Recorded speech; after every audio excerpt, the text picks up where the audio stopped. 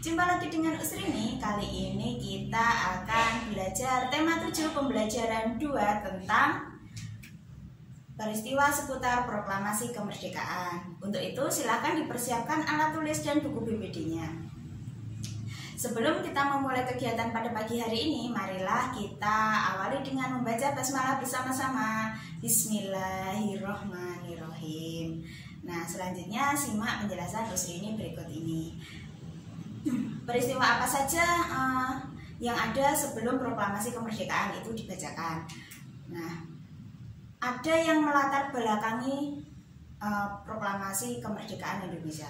Yang pertama itu karena Jepang menyerah pada sekutu. Sebelumnya kan Indonesia itu diduduki oleh Jepang. Jadi yang memerintah Indonesia itu adalah Jepang. Karena pada waktu itu Jepang menyerah pada sekutu, ada kekosongan pemerintahan, maka rakyat Indonesia ingin segera merdeka.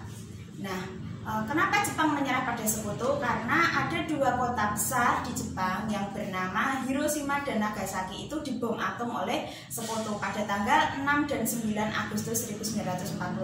Jadi tanggal 6 kota Hiroshima dibom atom, terus pada tanggal 9 gantian kota Nagasaki yang dibom atom.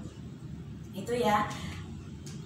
Selanjutnya setelah Jepang menyerahkan kekuasaannya kepada rakyat Indonesia, sebelum proklamasi dibacakan itu ada peristiwa Rengas Dengklok. Apa itu peristiwa Rengas Dengklok? Yaitu peristiwa yang ada pada tanggal 6 Agustus 1945. Ya, udah dijelaskan pada dengan Usrini kemarin. Itu peristiwa Rengas Dengklok itu peristiwa diculiknya Insinyur Soekarno dan Muhammad Hatta. Ya, dua tokoh besar Indonesia itu diculik oleh siapa? Oleh pemuda Indonesia. Dia dibawa ke Rengas Dengklok, makanya disebut peristiwa Rengas Dengklok. Untuk apa mereka diculik oleh pemuda Indonesia? Agar Insinyur Soekarno dan Muhammad Hatta itu bebas dari ancaman dan tekanan dari pemerintah Jepang. Nah, selanjutnya kemudian pada tanggal 17 Agustus 1945 paginya, ya dini hari, itu Insinyur Soekarno dan Muhammad Hatta dibawa kembali ke Jakarta. Dibawa ke rumah siapa? Ke rumah Laksamana Muda Maida di Jalan Imam Bonjol nomor 1. Untuk apa? Untuk merumuskan teks proklamasi.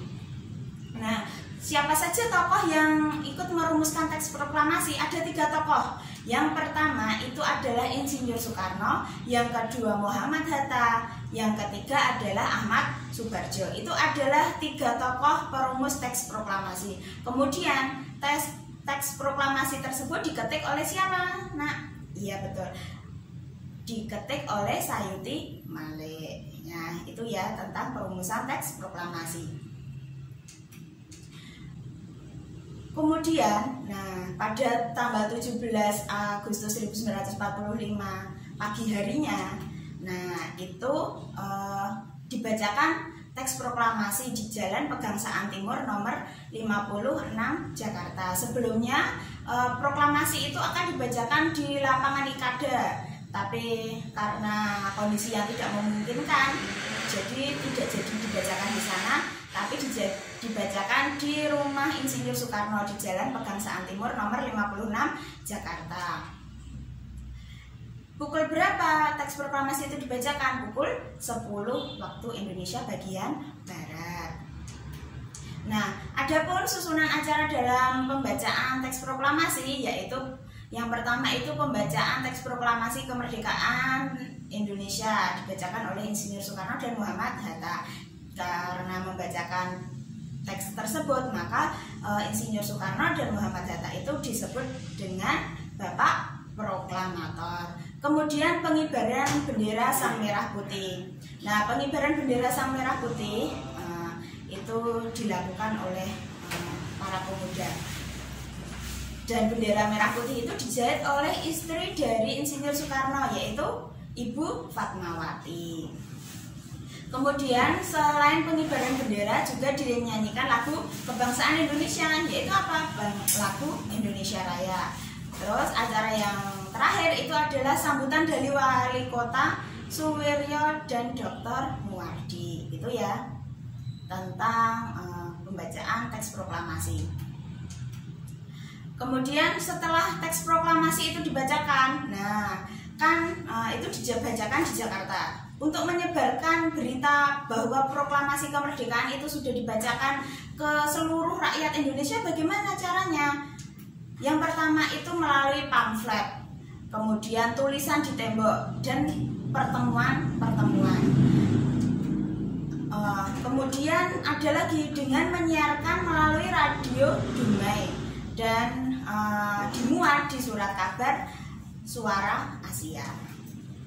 Kemudian Insinyur Soekarno juga memerintahkan gubernur di seluruh Indonesia untuk menyebarluaskan berita tentang kemerdekaan Indonesia. Terus bagaimana sambutan rakyat terhadap proklamasi itu?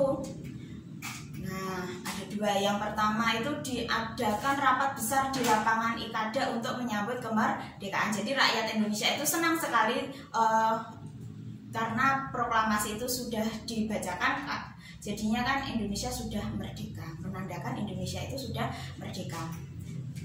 Terus ada juga peristiwa heroik untuk menegakkan kedaulatan. Jadi karena sebagian wilayah Indonesia itu masih diduduki oleh penjajah, jadi rakyat Indonesia itu mengadakan perlawanan agar menegakkan kedaulatan. Nah, peristiwa heroik itu apa saja? Nah, peristiwa-peristiwa heroik yang mendukung proklamasi itu ada. Yang pertama itu peristiwa heroik di Yogyakarta. Jadi ada perlawanan oleh masyarakat Yogyakarta terhadap penjajah yang ada di wilayah Yogyakarta. Kemudian ada peristiwa heroik di Surabaya. Peristiwa heroik di Surabaya itu apa, anak? Yaitu perobekan bendera Belanda. Kan bendera Belanda itu ada 3 warna, merah, putih, sama biru. Merah, putih, dan oranye. Nah, yang orange itu disobek sama rakyat Indonesia agar dikibarkan di hotel Yamato namanya. Kemudian ada peristiwa heroik di Semarang. Jadi rakyat-rakyat Semarang juga mengadakan perlawanan terhadap penjajah. Kemudian ada peristiwa heroik di Aceh. Terus yang terakhir ada peristiwa heroik di Bali. Masih banyak lagi peristiwa-peristiwa heroik yang ada di Indonesia. Nah, selain 5 ini. Kemudian pembentukan kelengkapan pemerintah. Ada 2 sidang. Yang pertama itu sidang PPKI yang pertama dilaksanakan pada tanggal 18 Agustus 1945.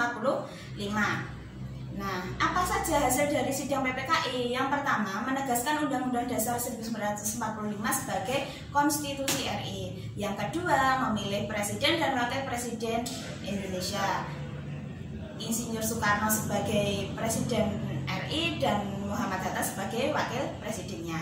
Yang ketiga itu tugas presiden untuk sementara waktu dibantu oleh Komite Nasional. Itu hasil dari sidang PPKI yang pertama.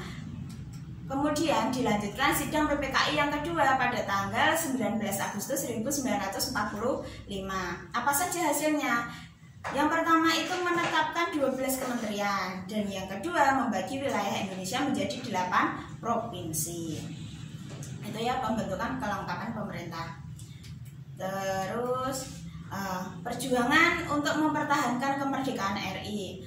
Setelah proklamasi dibacakan itu kita masih berjuang untuk mempertahankan kemerdekaan dari para penjajah. Ada 2 cara. Yang pertama itu perlawanan secara fisik, yaitu dengan peperangan. Yang kedua itu bukan perlawanan ya, itu dengan jalan diplomasi atau perundingan-perundingan. Jadi perjuangan mempertahankan kemerdekaan itu dilakukan dengan 2 cara. Yang pertama perlawanan secara fisik, dan yang kedua dengan jalan diplomasi atau perundingan. Nah, perlawanan secara fisik ada yang pertama itu pertempuran 10 November. Di mana itu pertempuran 10 November? Di Surabaya. Dan sekarang dijadikan sebagai Hari Pahlawan. Pertempuran 10 November itu ditandai dengan tewasnya WS Malabi. Kemudian ada Palagan Ambarawa. Kemudian ada Bandung Lautan Api. Ini rakyat Bandung mengusir penjajah dengan cara apa? Membakar wilayah Bandung. Jadi yang membakar itu siapa? Ya rakyat Bandung sendiri agar penjajah itu pergi dari Bandung. Makanya karena Bandung itu semua kebakar, jadi disebut Bandung Lautan Api. Kemudian Medan Area. Yang terakhir serangan umum 1 Maret. Nah, untuk lebih detailnya silahkan dipelajari buku BPD-nya. Di sana ada banyak sekali keterangan-keterangannya. Terus kalau jalan diplomasi dengan atau perundingan, ada banyak sekali perundingan yang dilakukan pemerintah Indonesia dengan para penjajah. Yang pertama itu perundingan Linggarjati. Kemudian ada perjanjian Renville. Perundingan Linggarjati itu dilaksanakan di Linggarjati. Kalau perjanjian Renville itu perjanjian yang dilaksanakan di kapal Renville. Kemudian ada perjanjian Rum-Royen, yaitu perjanjian yang dilakukan oleh Rum itu wakil dari Indonesia dan Royen itu perwakilan dari Belanda. Kemudian ada konferensi meja bundar atau KMB. Apa saja isi dari KMB? Yang pertama, Belanda menyerahkan sepenuhnya kedaulatan kepada RIS. Apa itu RIS? Atau RIS itu adalah Republik Indonesia Serikat.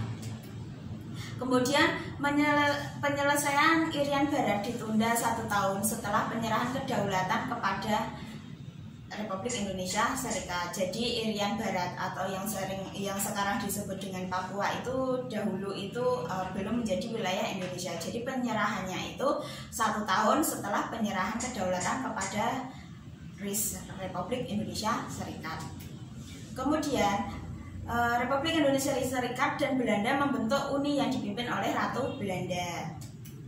Kemudian Republik Indonesia Serikat atau Indonesia harus membayar hutang kepada Belanda sejak tahun 1942. Selanjutnya pembubaran KNIL dan memasukkan anggota KNIL ke dalam ABRIS. Terus kapal-kapal perang Belanda ditarik kembali dari Indonesia. Yang terakhir, konstitusi Republik Indonesia Serikat dipermaklumkan kepada Kerajaan Belanda. Nah, itu ya tentang isi dari konferensi meja bundar. Selanjutnya, bagaimana cara mengisi kemerdekaan ya? Banyak cara yang dapat kita lakukan untuk mengisi kemerdekaan. Yang pertama itu bangga dan cinta menjadi bangsa Indonesia. Ya, yang kedua memahami dan mengamalkan Pancasila. Ya, disilakan dulu. Kemudian mengenal budaya bangsa sendiri. Dan yang terakhir rasa cinta tanah air dan bangsa terhadap bangsa. Rasa cinta tanah air terhadap bangsa Indonesia. Itu beberapa cara untuk mengisi kemerdekaan. Kalau bagaimana cara seorang pelajar mengisi kemerdekaan? Yaitu dengan belajar dengan sungguh-sungguh. Itu adalah salah satu cara